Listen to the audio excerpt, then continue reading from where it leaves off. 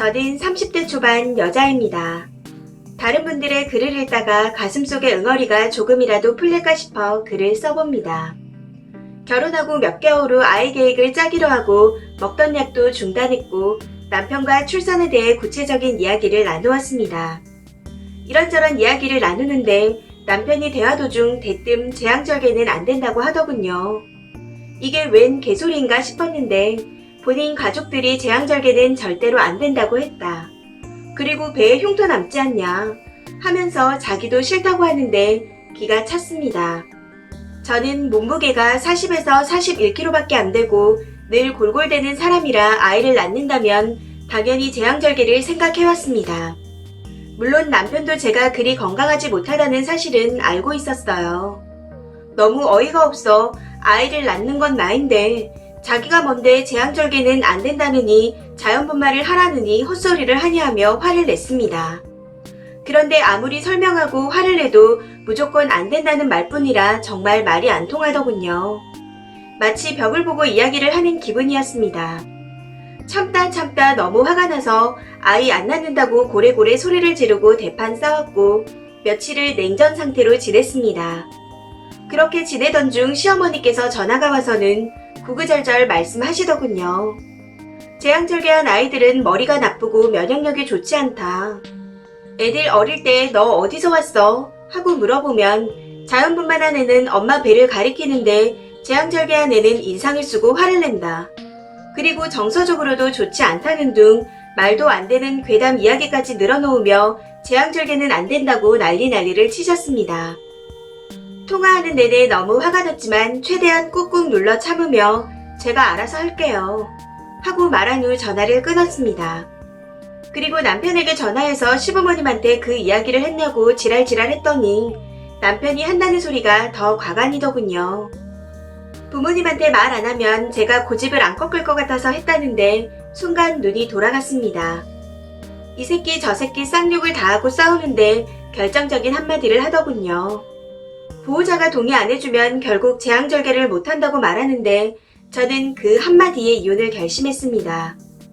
너무 화가 나서 나온 말이라고 변명을 하는데 아무리 화가 났다지만 어떻게 그런 말을 하나요? 제가 아무리 위험한 상황이어도 수술 동의를 해줄 것 같지 않다는 생각이 들었고 이 남자를 믿고 평생 살 수 있을 것 같지 않았습니다. 이혼을 결심하고 부모님께 모든 사실을 털어놓았고 저희 부모님께서도 제 이야기를 듣고 눈이 돌아서 바로 시댁에 전화를 하셨습니다. 우리 딸 곱게 키웠는데 어떻게 그런 취급을 하냐며 소리를 지르셨고 시가에서는 저한테 했던 말을 반복하며 소리를 지르시더군요. 결국 고성과 막말이 오가며 싸우시게 되었고 그렇게 이혼을 하게 되었습니다. 이게 작년에 있었던 일인데 너무 화가 나는 게 그 새끼가 선을 본다네요. 선자리에서 꼭 이야기를 했으면 좋겠습니다.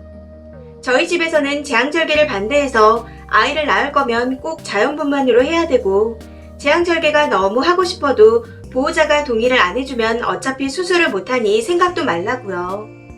마음 같아서는 선자리에 찾아가서 그 불쌍한 여자분께 알려주고 싶은 심정이지만 참아야겠죠.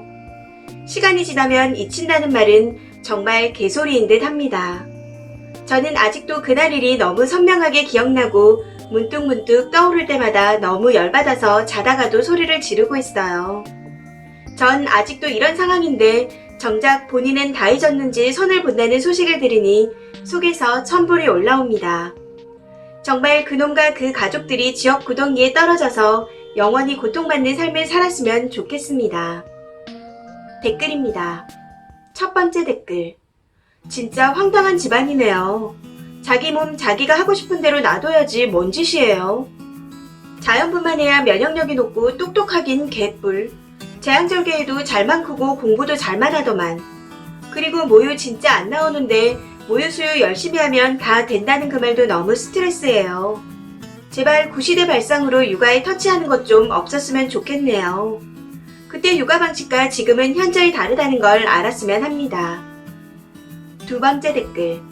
진짜 이해 안 가네요. 내가 내 목숨 걸고 아이 낳는데 도대체 시댁이 뭐라고 제왕절개 반대니 자연분만이 좋니 이딴 소리를 하는지. 내 몸 상태가 따라주면 자연분만 하는 거고 아니면 제왕절개 해야죠. 그럼 애 낳다가 죽으라는 거야 뭐야. 정말 이상한 사람들 많은 것 같아요. 세 번째 댓글. 이러니 출산율이 뚝뚝 떨어지죠. 뉴스에서 아무리 집값이니 경력 단절이니 해도 1순위로 남편 시가 문제가 제일 큰 문제거든요.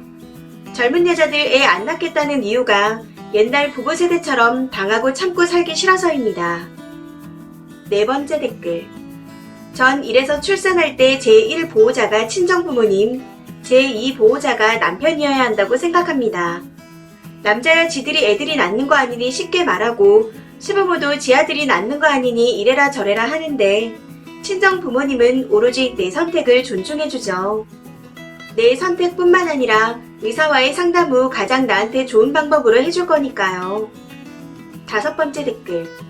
무서운 집구석에서 잘 탈출했네요. 아이를 낳는다는 것은 여자 입장에서는 목숨을 거는 일이랍니다. 그걸 남자들은 잘 몰라서 저런 헛소리를 하죠. 저처럼 아이 낳는 것을 본 사람이라면 제왕절개를 할지 자연분만을 할지는 산모와 의사가 결정하게 나누는 것이 상책입니다. 그 자리에 남편이 낄 이유는 없어요. 그냥 뭐가 됐든 사인해달라고 하면 사인이나 하는 거죠.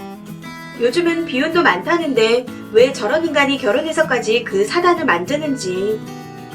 여섯 번째 댓글. 미쳤나봐요. 선본 여자들마다 죄다 도망가서 평생 혼자 살았으면 좋겠네요. 지 배우자가 당장 죽을지도 모르는 상황이 오더라도 애는 꼭 자연분만으로 낳아야 해. 할 것 같은데. 여자를 임산부로 만들고 극단적인 상황까지 몰아가려고 애쓰네요. 중국에서 미친 남편과 실미가 수술 동의를 안 해줘서 결국 뛰어내린 그 임산부처럼.